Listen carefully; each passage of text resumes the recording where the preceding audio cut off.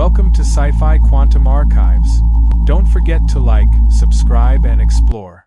Dr. Rena Calloway jolted awake, her heart pounding against her ribs. Her phone vibrated relentlessly, illuminating the dark room with a barrage of emergency notifications. The digital clock on her nightstand glowed 3:47 a.m. Her fingers trembled as she unlocked her phone. Mission control, urgent. Global network failure. All space agencies unresponsive. Immediate emergency protocol activation. Her breath caught. She scrolled faster. NASA, ESA, Roscosmos, CNSA gone. No updates. No transmissions. No signals. Nothing. Just silence. She threw the blankets off, her mind racing as she stumbled out of bed, pulling on the nearest set of clothes. The world outside her window looked the same. Quiet streets, street lights flickering, cars lined up along the curb. Unaware. They didn't know. Not yet. She grabbed her keys and rushed out. The drive to Johnson Space Center was a blur, her eyes flicking between the dark sky above and the empty road ahead. Her stomach twisted. She checked the radio. Static. She switched stations. More static. Her grip on the wheel tightened. She burst into mission control, half expecting to find an answer, something, anything, that made sense. Instead, the room was chaos. Engineers scrambled between workstations, their faces pale under the glow of flickering monitors. Phones rang. People shouted into deadlines. No one had an answer. She shoved past a group huddled near the main console. The main screen, normally alive with satellite data, showed nothing. A blank grid. No telemetry. No communication feeds. As if everything beyond Earth had simply stopped existing. Her fingers flew over the keyboard. She pulled up real-time data logs, missing. She pinged the ISS, no response. Deep Space Observatories, offline. She exhaled sharply, then entered a direct command to access the TDRS network, the backbone of space communications. For a split second, the screen flickered with raw data streams. Then it happened. The screens glowed white. Lines of text scrolled too fast to read. Data fractured into symbols, numbers twisting into unreadable patterns. And then, a single message. A transmission. Not from Earth. It was a whisper buried in static. Indistinct, distorted, layered over itself like overlapping voices speaking as one. Breathing. A rush of air, then a pause. And then words. They see you. The room went still. The main screen blinked once, then turned black. Every other monitor followed. Consoles powered down in unison. Keyboards dead. Phones silent. A deep, suffocating quiet filled the room. And in the silence, somewhere between the failing lights and the static-filled speakers, Dr. Calloway swore she heard something. Not a signal. Not interference. Something else. By sunrise, the world knew something was wrong. News anchors sat stiff behind their desks, eyes darting between teleprompters and earpieces as they struggled to make sense of the silence that had swallowed every space agency overnight.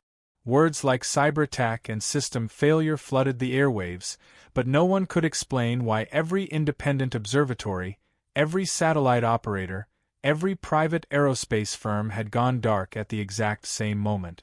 Government officials gave cautious statements, reassurances without explanations. NASA claimed they were experiencing a temporary outage. The European Space Agency blamed a possible software breach. Roscosmos denied anything was wrong at all. But their launches were postponed indefinitely. Their press teams unreachable. Their headquarters locked down. Then the disappearances began. First, it was engineers. Low-level technicians who had access to raw satellite data. Their families reported them missing, only to have local authorities close the cases before investigations could begin. Then, entire divisions were emptied. The lead astrophysicist at JPL gone. A communications director at SpaceX missing. The chief commander of the International Space Station, unaccounted for. No resignation letters. No last phone calls. No trace. In some cases, families reported last conversations that made no sense, statements that felt more like warnings. Stay offline today. If anyone asks, tell them I never spoke to you. One wife recalled waking up at dawn to find the front door wide open, her husband's phone still on the nightstand, the shower running but empty. He had left everything behind without even putting on his shoes. The silence had spread beyond the agencies. Now it was reaching the people who had seen too much. And then, someone decided to break it. A hacker collective, known only by a shifting alias, one day Vanta, the next Signal Void, posted an encrypted file to a dark web forum. The message attached to the file was brief. They were told to stop listening. You should hear why. It was an audio transmission. Unfiltered. Unedited. The final signal from an unknown satellite before it went silent. The clip was just under a minute long. At first, it sounded like interference, static waves, fluctuations in frequency. Then, behind the noise, something faint. Voices. Not one. Dozens. Layered over one another, whispering, speaking, gasping, some overlapping in unnatural synchronization. Some speaking in known languages, others in something unrecognizable. The pitch of the voices wavered, like they were stretched and compressed at the same time. But beneath the distortion, the words carried a strange, unnerving pattern. Some spoke as if responding to questions that had never been asked. Others repeated phrases with slight variations, as if testing different versions of the same thought. But the last voice, deeper, slower, clearer, was different. It spoke only once. And every recording, every version of the file, no matter how it was played, ended the same way. Do not reply. Within minutes of its release, the file vanished. The original forum was shut down. The account that posted it erased. Other users who had downloaded it reported that their copies had corrupted instantly.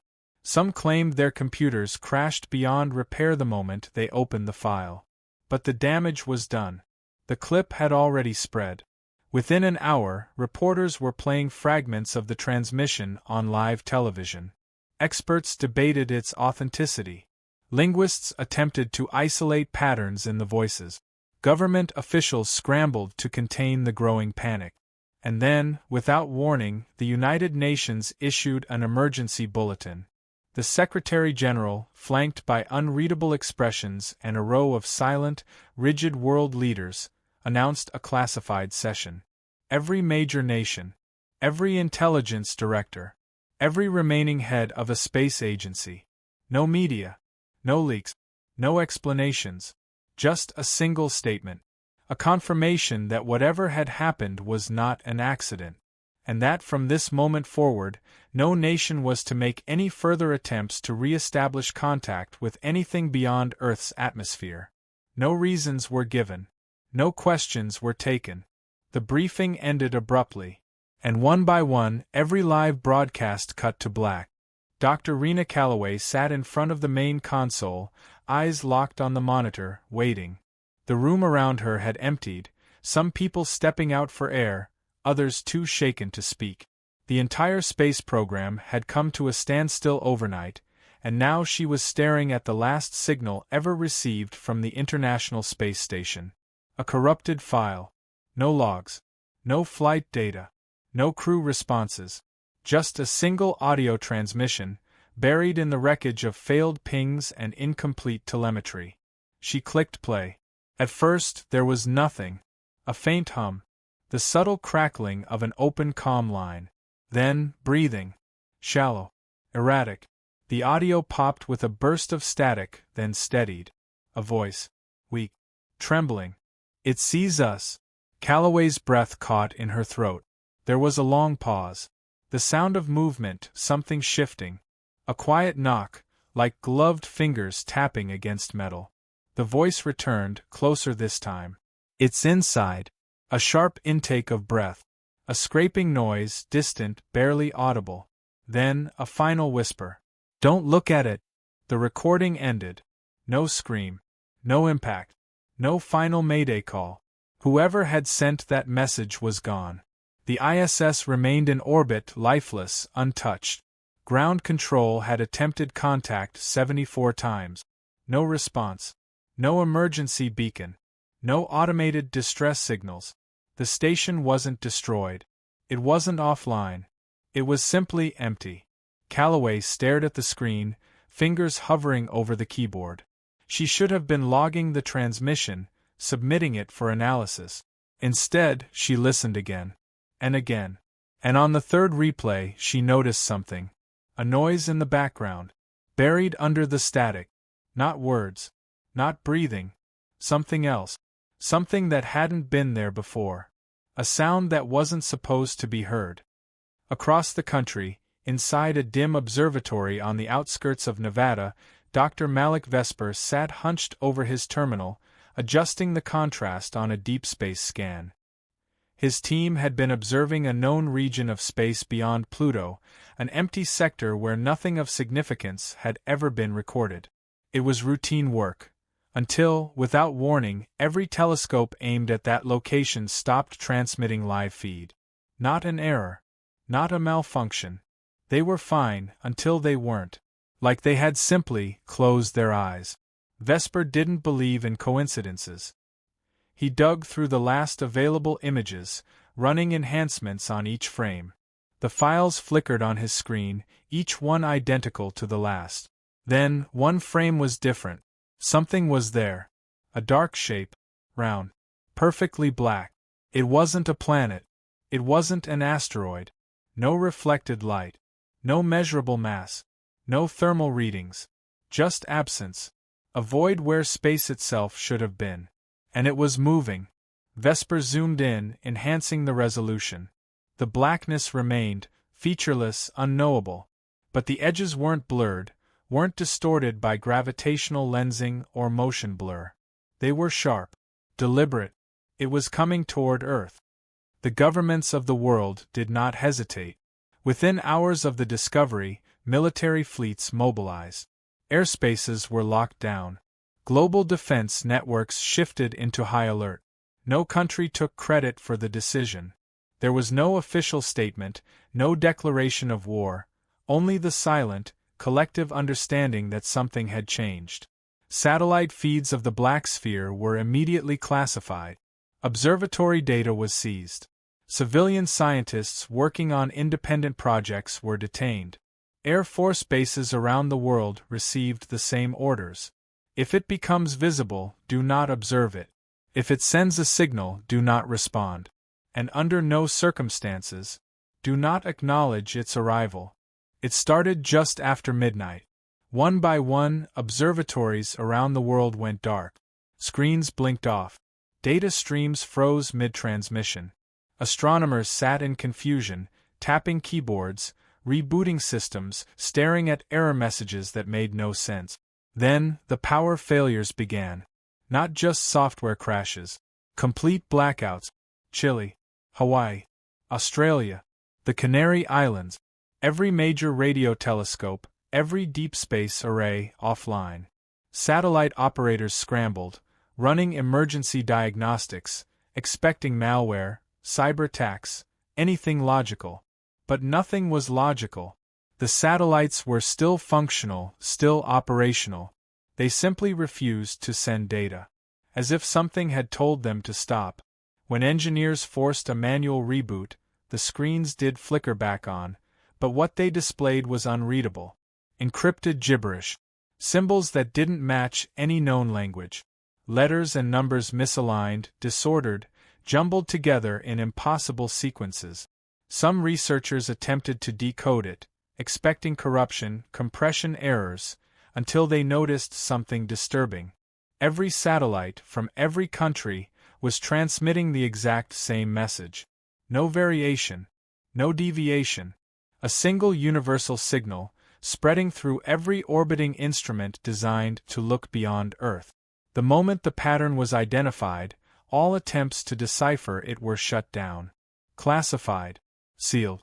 Every agency, every government, every private corporation in aerospace, ordered to cease all deep space monitoring immediately.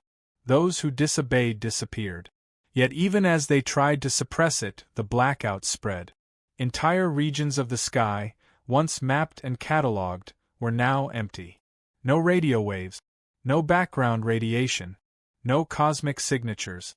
A hole in the universe, expanding outward. And then the auroras began. Cities that had never seen them before, New York, Tokyo, Mexico City, Cairo, woke to skies painted in unnatural waves of green and violet, shimmering in eerie silence. There were no solar flares, no geomagnetic storms, no reason for it. People stared in awe. Some took pictures. Some felt an odd unease, as if the sky wasn't just glowing, but watching. Then came the reports. Phones ringing without numbers displayed.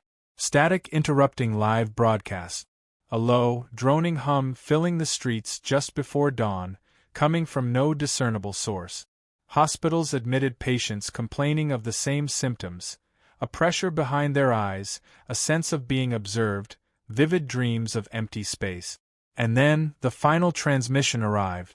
A private spaceflight mission, unaffiliated with any government agency, had been on course for a routine satellite deployment.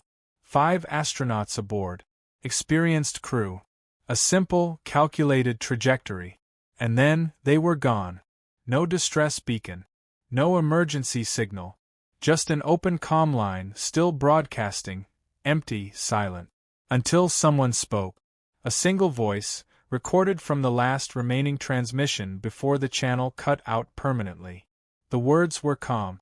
Too calm. It's not a signal. A breath. It's a presence. The audio cut off. No further contact. No wreckage found. No trajectory to track. The ship had vanished, as if it had never existed. The world was searching for answers. Governments held emergency meetings behind locked doors. News stations recycled the same information, never daring to speculate beyond controlled narrative. The auroras still hovered over cities, flickering in unnatural patterns. Telescopes remained offline. Satellites continued transmitting unreadable data. And yet, Calloway and Vesper found themselves staring at the only lead left. A set of coordinates, buried deep within classified telemetry logs, hidden under layers of encryption, as if someone, or something, had gone to great lengths to make sure they were never found. The numbers pointed to a location that should not have mattered. A place no longer in use, no longer operational. Antarctica. A facility left abandoned for decades. No records in modern databases. No mentions in academic journals. As if history itself had forgotten it. But the logs were undeniable. This was where it had started. This was where something had been seen. The station was buried under the ice, swallowed by time and cold. The entrance, long sealed, had no official markings, just steel and stone, worn by years of silence. Inside, the air was stale. Generators dead. Lights long extinguished. Yet the deeper they moved, the more they realized, this place had not been abandoned in haste. Personal belongings remained. Coats hung in lockers. Papers scattered across desks. Rusted coffee cups still sat beside stacks of handwritten notes. It was as if the people here had left without ever intending to leave. At the heart of the facility, past frozen corridors and forgotten equipment, they found what they were looking for. A vault. The door was already ajar. Inside, the records. Stacks of files, yellowed with age. Reels of film, untouched for decades. A history that no one had dared to remember. The research logs were incomplete, but the pieces they could salvage painted a story that should have never been erased. 1973. Anomalous radio signals detected beyond the Oort cloud. At first, believed to be a new celestial object. A pulsar. A quasar. Something explainable. But as the data continued to stream in, the calculations showed something else. The signals were not reflections. They were not echoes. They were returning in patterns. As if responding. The logs detailed escalating transmissions, increasing attempts to communicate, desperate efforts to decipher what was trying to speak back. Then, the final entry. Just a single phrase, written by hand in the margin of a heavily redacted report. Observation invites response. The words were underlined twice. Beyond that, no more data. No conclusions. No follow-ups. Just an abrupt halt to all research. Then, buried at the back of the archive, a single tape. A recording. The label had no title. No date. Just a string of numbers that matched no known classification system. The playback device was old, barely functional. But when the tape rolled, the room filled with something more than static. It began with voices. Dozens, layered over one another.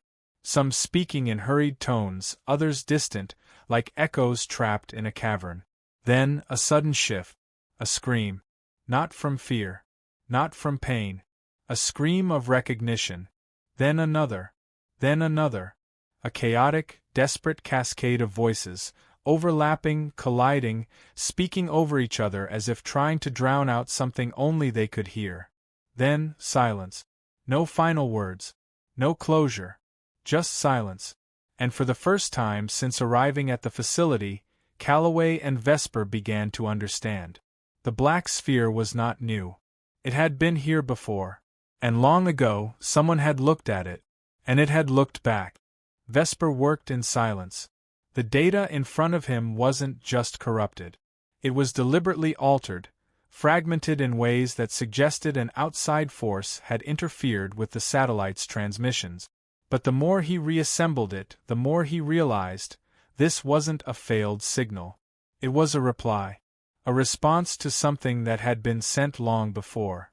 Decades-old logs, buried in restricted archives, revealed the truth.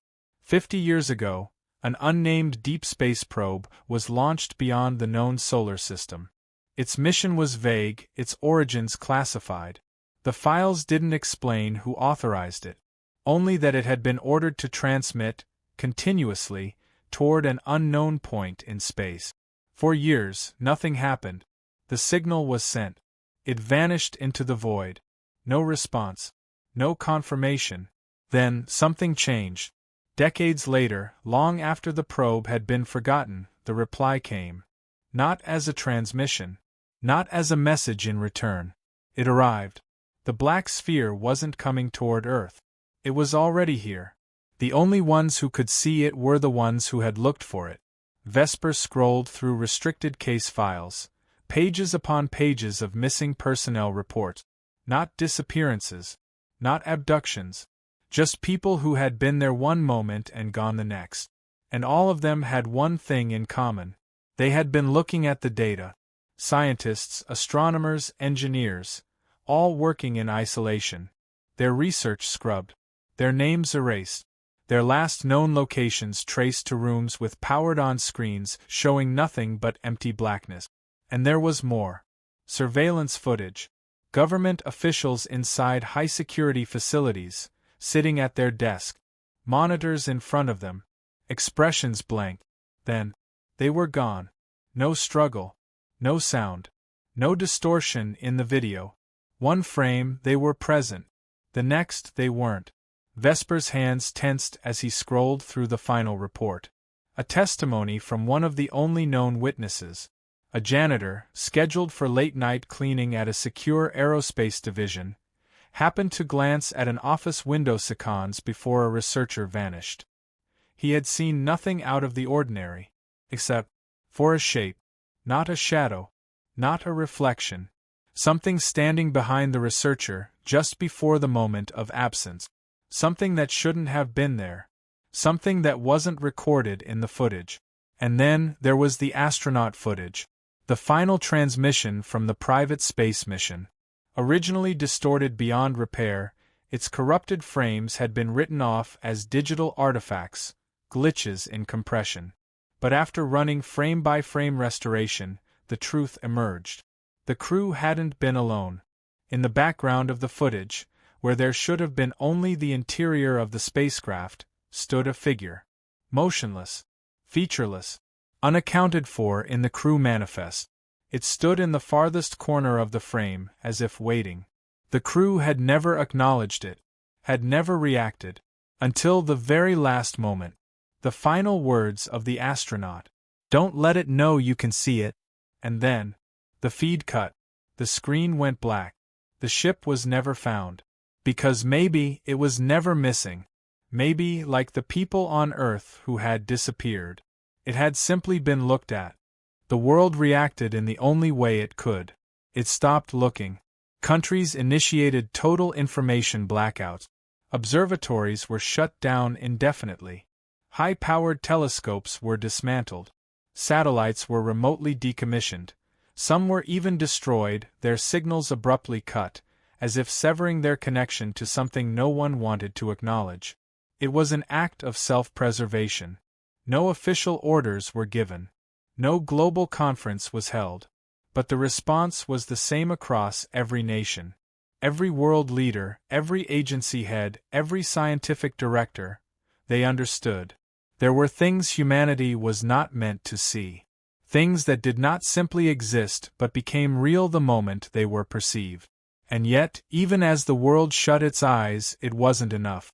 The hacker group responsible for leaking the encrypted transmissions had gone dark. Their channels were wiped. Their accounts erased. But one survivor, one last remaining member, managed to send out a message before disappearing completely. It was brief. Scattered. A few lines of text. We were wrong. It's not in space. It's not even in the data. It's inside the pattern. It moves when you look at it. I saw it in the code. Then, nothing. No further transmissions. No way to trace where the message had come from. And then, the disappearances began. Not silent, not hidden, not like before. This time, it happened in front of everyone. Live broadcast. Public forums. Open discussions.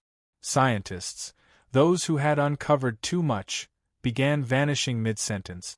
A physicist on an international news program, explaining orbital anomalies. His words cut off mid-breath. The host stammered. The audience gasped. His chair was empty. Security footage of the newsroom played back the moment in slow motion.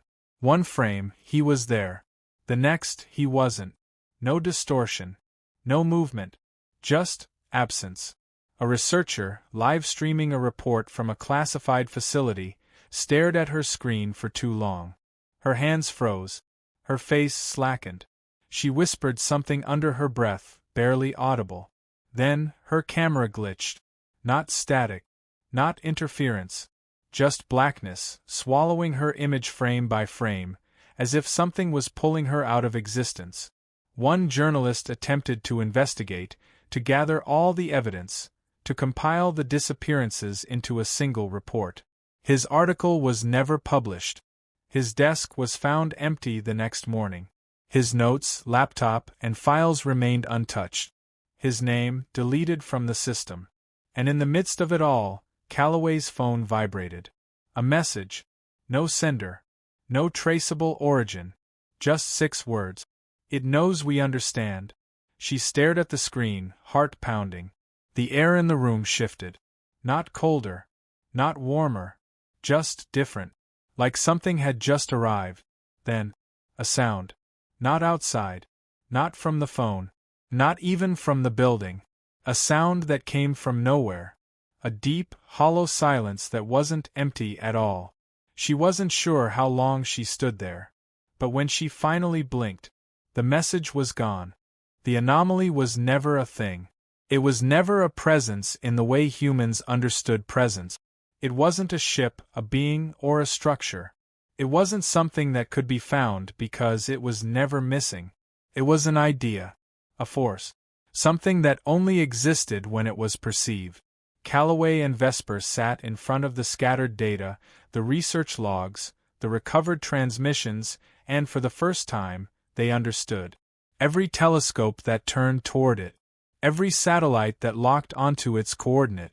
Every scientist who studied its movement. They weren't observing it. They were creating it.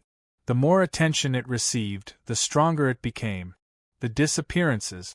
The corrupted transmissions. The voices layered within the signals. All of it led to one truth. It was never here until they looked. And now it was everywhere. Vesper traced the last remaining active signal, an open channel still transmitting. Not from deep space. Not from a satellite or a ground observatory. From inside the Pentagon. A classified AI system had been designed to process deep space signals beyond human capability.